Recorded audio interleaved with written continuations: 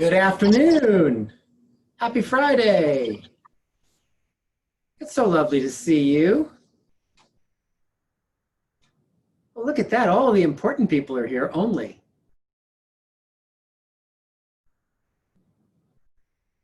Who's waving to me in Bogdan's house? My son Matei. What's your name? All righty. So let's get started. We have a couple of things today. We have a quick video that, well, I'll let you judge for yourself.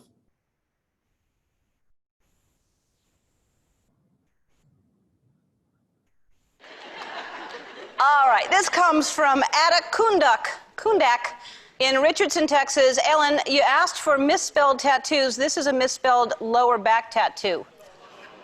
Sweet pea. Sweet pea. That's not right. That's not right. And this is the tattoo that her boyfriend got. You're in my heart. See?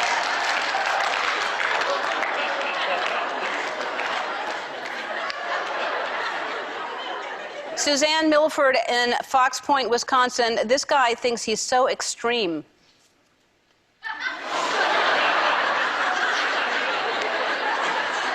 That's right. He's too extreme for the T in extreme. I'm not sure he knows that it's misspelled yet. I don't know until he sees the show today. Oh. Katie Pennick in Troy, Ohio. My tattoo was supposed to say shameless. I was extremely happy with it until 2 weeks later when my boyfriend's sister told me it was spelled wrong. Shameless. I like that it took you 2 weeks to find out. Someone actually told you that it was wrong. But it's okay, Katie. Don't be ashamed of yourself. Dave Trissler in Fort Smith, Arkansas. I saw this tattoo. I had to take a picture.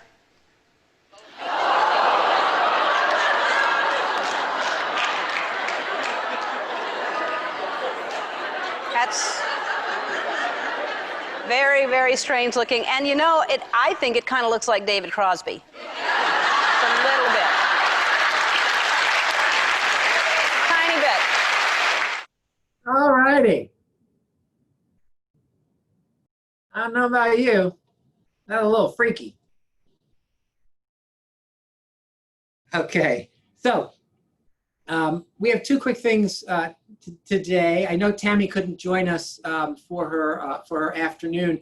Karen, you want to pinch hit anything that we need to know going into the weekend on the mortgage side?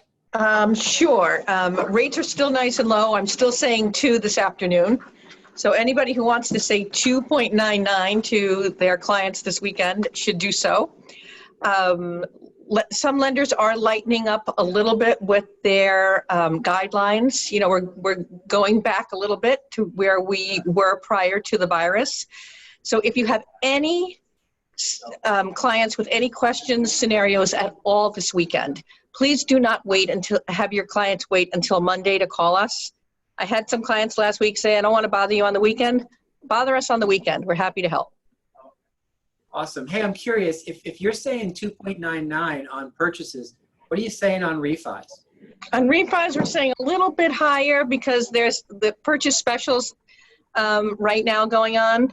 So we're probably saying, 3.25. All right, It might even be less. It depends on your loan to value and how much money you actually need.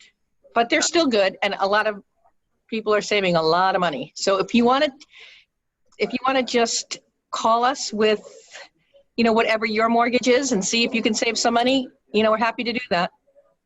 That's what we're here for. Use us. Thank you so much, Karen. We appreciate that. Oh yeah, and John asked another good question. What about rates for non-owner occupied? Non-owner occupied are probably in the 4s. It depends on the number of units. You need to have some equity in there. I'm doing cash out probably up to 70%. So if you have a particular scenario you want to talk about, John, send it to me and I'll price it out for you. Beautiful. Thank you. Karen. Appreciate that. All right, so two quick things that we have for you before we head to the weekend. Number one, understand that we had some conversation earlier today around a scenario that I wanted to just share with you, because it's important that we remember that some of the things that we were kind of talking about hot and heavy in April into early May, some of them haven't gone away. We're just not talking about them as hot or as heavy. And that has to do with what happens when you're working with clients who then come back and tell you that they've tested positive. And so I wanted to just have a real quick conversation around what that looks like. This particular scenario was someone was out with buyers last weekend who I guess were feeling fine, were completely asymptomatic, got tested. I'm not sure why they got tested. I don't know that I know that part of the story, but found out today that one of them is negative and one of them is positive, still asymptomatic, right? And so everyone feels fine, but one of them's positive and one of them's negative. And so called our agent back to say, hey, I just wanted to let you know. And so the questions that started to bubble up were, okay, what is that agent's responsibility going out this weekend? What is that agent's responsibility to any properties that she brought buyers to? And so here's where we stand on that. First and foremost, if someone that you have been in close contact with, like a buyer that you've been working with, calls and lets you know that they've now tested positive, I do think you have an obligation to give a call to the listing agent on any properties that the buyers were in with you, not to cause panic and drama. The phone call shouldn't be, hey, Dan, it's Rick. I can barely even breathe telling you this. I hope you're sitting down. If you could, oh man, like no. The call is just a simple courtesy call to say, hey, Dan, it's Rick Scott. I wanted to just let you know I had some buyers in your listing last weekend. One of them just called to let me know that they had tested positive. They were asymptomatic at the time. They are still asymptomatic, but we wanted to make sure that your sellers knew that they were in there. And while we were there, they were completely masked and gloved the whole time. But we just wanted to make sure that you and your sellers were aware of that. Right? It's a simple courtesy call to let people know, but not to cause panic. Does that make sense to everybody? Yeah. And so then the second question was, what is our agent's responsibility moving forward? Does she have to, now quarantine herself for another week and a half because she's already a week in from the showings? And my answer to that is we need to continue to figure out ways of moving forward, right? And so if what she does have an obligation to do is to call the buyer or the buyer she's working with this weekend to say, hey, I just wanted to let you know, last weekend I was out with buyers, completely masked and gloved and socially distant the entire time. One of them called me yesterday to let me know they had tested positive. Does that create an issue for you for us to go and see some houses tomorrow? And leave that in the buyer's hands. If the buyers are okay with that conversation, then move forward. If the buyers say, ooh, yeah, you know what, that kind of freaks me out a little bit, well then have somebody pinch hit. Lob it. If that's going to be me, I'm going to lob it over to Silva and call her and ask her if she can handle these buyers for me tomorrow because they're uncomfortable, right? But the idea of going into total lockdown because now that a buyer that you worked with last weekend, knowing that we're not working with anybody without safety precautions in place, to me, is my personal opinion, and I'm translating that personal opinion to a business decision for the market centers. I think that's overreacting to the scenario. You could well have been behind somebody in line at Stop and Shop on Monday who was positive and asymptomatic with a mask and gloves on and be in the same scenario, right? And we don't tell our new buyers that we were behind somebody at Stop and Shop. So my point is, we continuing to navigate where we're headed. Those are the obligations I think that we have in those scenarios, just in case that pops up, right? And look for it to pop up, because you're probably going to see it. You may have a seller who decides to call and say, guess what? You may have a buyer who decides to call and say, guess what? So just know how to handle that moving forward. Any questions on that? I don't know why this is now the symbol for questions, but I was just typing something in the text box, chat box, because I've had this happen to me with sellers and with buyers. They've said, oh, it's okay. We're just having our little meeting here. I'm okay if you're okay. And I always say to them, you know, it's okay if it's not someone else's house, if it's their house, it's okay with me if they don't have their mask on. I will always wear my mask. It's not you, it's because of the people I have connections with, and that I must do that to protect everybody else. So I never don't wear my mask, even if I'm just dropping something off. yeah, and to that, do remember that when you're working with buyers, it is your responsibility to be a bit of an enforcement agent on that. Yes. Right? I'm not saying get yourself into an argument. I'm not saying, you know, carry a switchblade around just in case. What I'm saying is make sure that you are willing to be firm with your buyers who get out of the car and leave their masks in the car, to say, oh, you know what, unfortunately we actually can't enter without being all masked up. So if you could please grab your masks. And if they're halfway through the house and decide it's too hot and take their masks off, you need to be strong enough and firm enough to say, please note, the rules say the masks have to stay on or we need to step out, right? Sellers have ways of knowing. Weeks and weeks ago, we had an issue where a seller called their listing agent and said, this person allowed their people to come in with masks, and after about 30 seconds, they took the masks off and wandered around the house with no masks. How did that seller know? Because every seller on the planet has these nanny cams and they just watched the video, right? So make sure that you have that conversation up front, and make sure that you are enforcing it to the best of your ability. All righty. So the last thing I wanted to do was make sure that I finished up my my stats from the other day, and there weren't a ton of them. I just wanted to make sure we got to have the conversation. So Dan, if you could do me a favor and pop those stats up on the screen. And you guys may have to move things around on your screen just to see the actual numbers. If you didn't know, you can move your cursor and grab the screen and move it around so you can see it better. And so we started on this one before Matt Teeter jumped in on the call yesterday, and I wanted to go back to it to show you that 3 out of these 4 metrics have you performing, outperforming the marketplace, right? In closed units, you're down only 2.8%, while the market is down nearly 4%. Days on market, you're killing it with almost a little more than 2 weeks faster to a sale than the general marketplace. And list to sale ratio at nearly 2%. That's probably the largest spread I've seen in a long, long time. So those of you who are heading out tonight, this weekend, next week to list property, make sure you're closing with those last 2 numbers. We get it done faster, which means we also get it done for far closer to the listing price by as much as 2%, right? What's the script around that? House, on an $800,000 house, that's a $16,000 difference, right? On a $500,000 house, that's a $10,000 difference between hiring you and somebody else. I'm sorry, say it again, Dan? I was just going to ask if you could kind of throw out a couple of the scripts around that, like how you would work that into your listing presentation.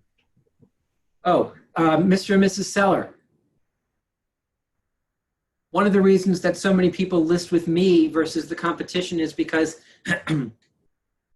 with stats, I can prove that I get the job done faster and put more money in your pocket.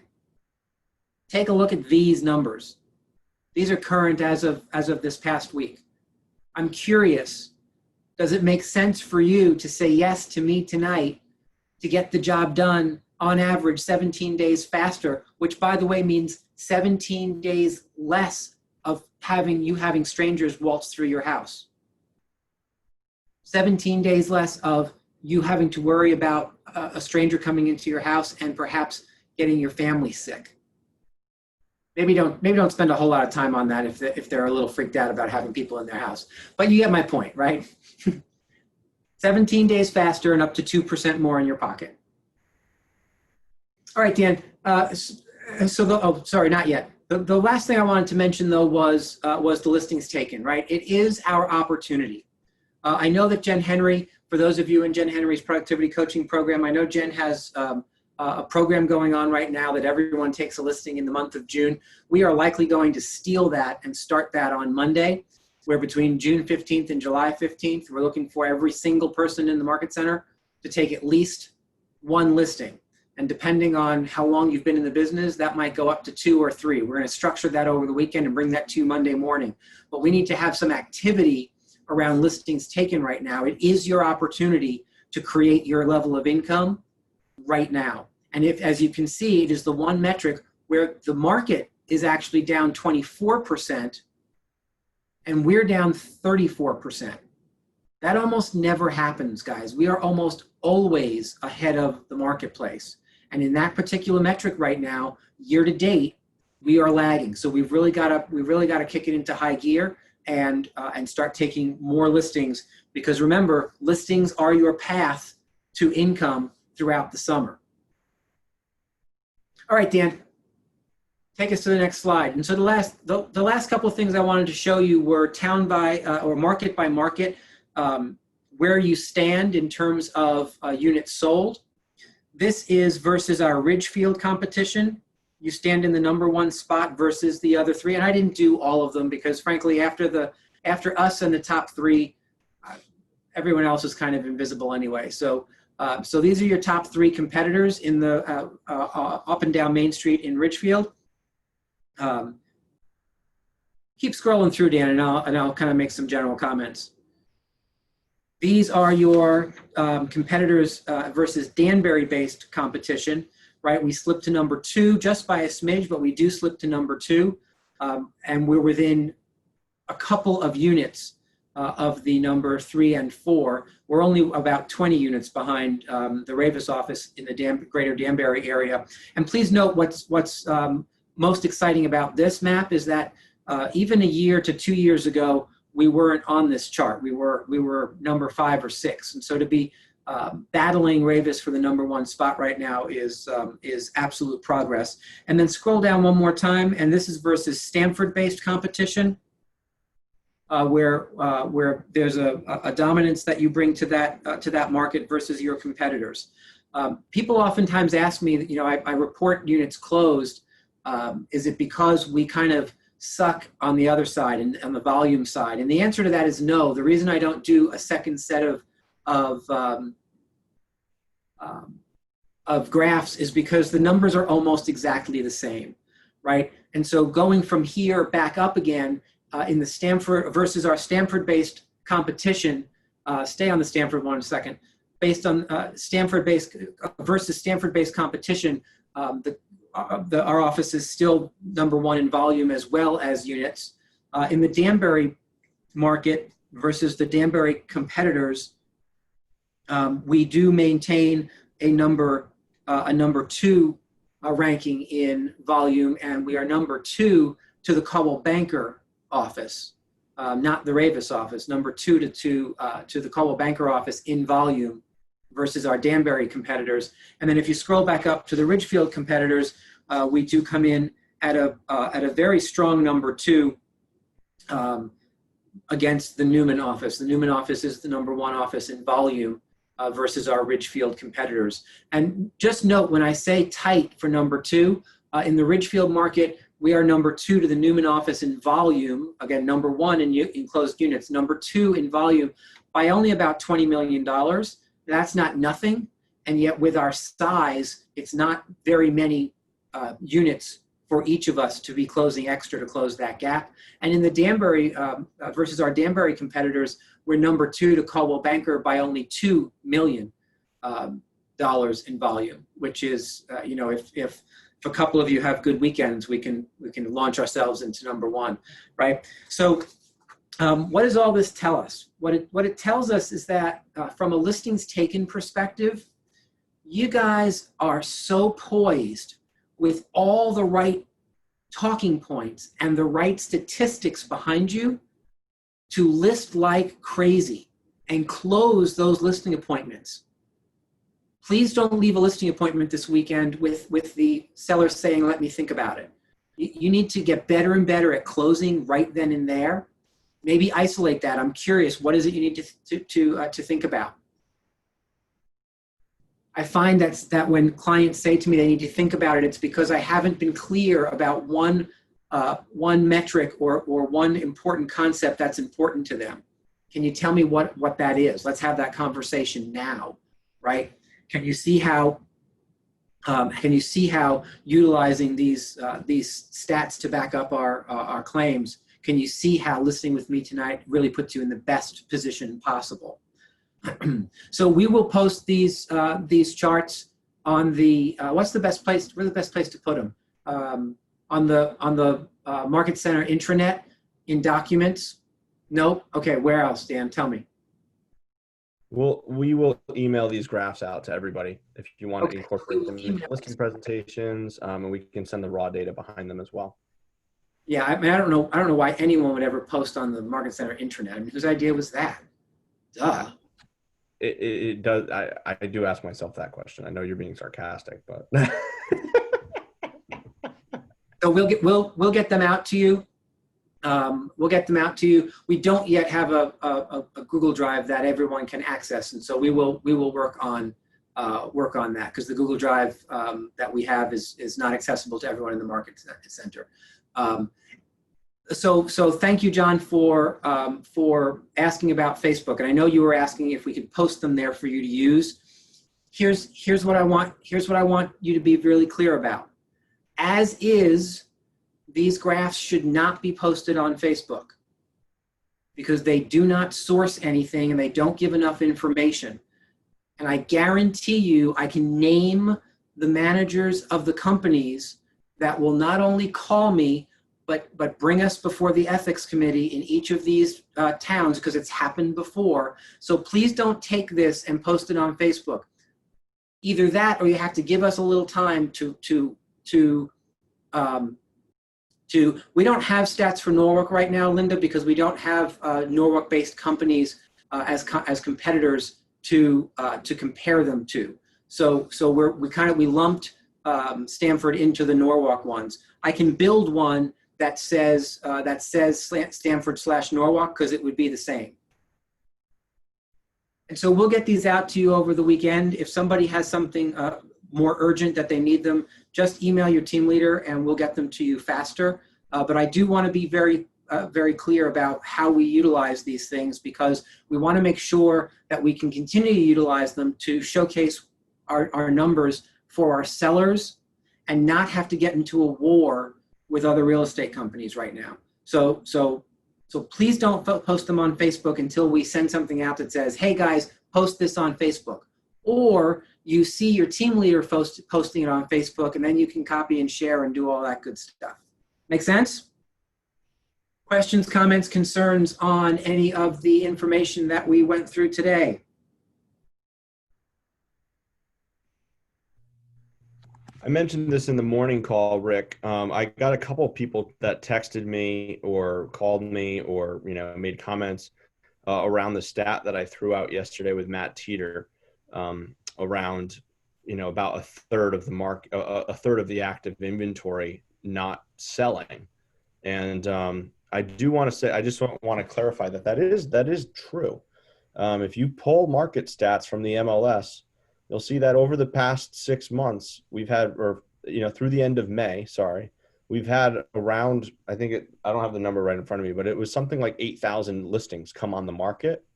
But we also had about 2,000 listings or 2,500 listings expire. So it is roughly a third, So right now, the number for the first 5 months of the month were 31%. So of active inventory expiring. So that's just something to think about.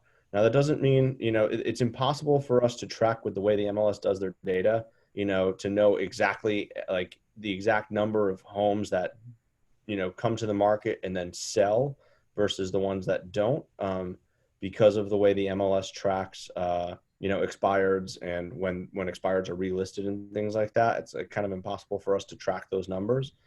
But using the data that we have, 2,500 homes expired in the first 5 months of this year, and only 8,000 homes came on the market during that same time. So, the numbers are pretty raw, and I've been tracking those numbers for years.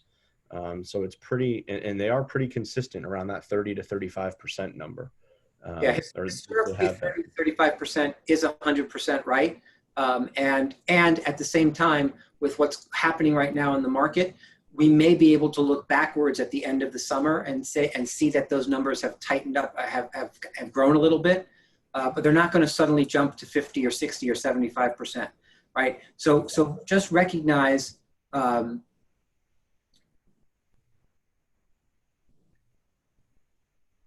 I think it's the same thing, Linda. The idea of homes that hit the market, and we'll rerun the numbers, right? But the idea is homes that hit the market, and I don't have the stats in front of me. Homes that hit the market, not all of them sell, right? And so there's an enormous gap between what comes on the market and what actually sells. So it is about 30 to 35%. Just to be clear, 30 to 35% that historically sell. If that number is closer to 40 or 45%, approaching 50% in the last couple of weeks, that's one thing. But historically, those numbers have been 30 to 35%. And again, that's a huge generalization. You need to go specific in the market that you specialize in and see what it is in your town, in your price point, in your neighborhood, whatever that is, because the numbers can vary. It's also something to pay attention to in terms of what your numbers personally are, right? The reason it's an important conversation is because if you take 5 listings and expect to have income from all 5 of those selling, and your specific numbers follow the trends of that town or the county, and only about 35% sell, well, you're talking about 2 of those 5 listings selling instead of 5 of them selling, and so now your income calculation is all screwed up, right? So we'll get you some actual clarity around the first 5 months with specific numbers on Monday, and get you these out over the weekend. Other than that, guys, have a spectacular weekend. I think your weather is going to be wonderful, so make sure you get out and spend a lot of time. Go and run and walk and bike and mountain climb or whatever else some of you do. And we will see you bright and early on Monday morning. List some houses this weekend.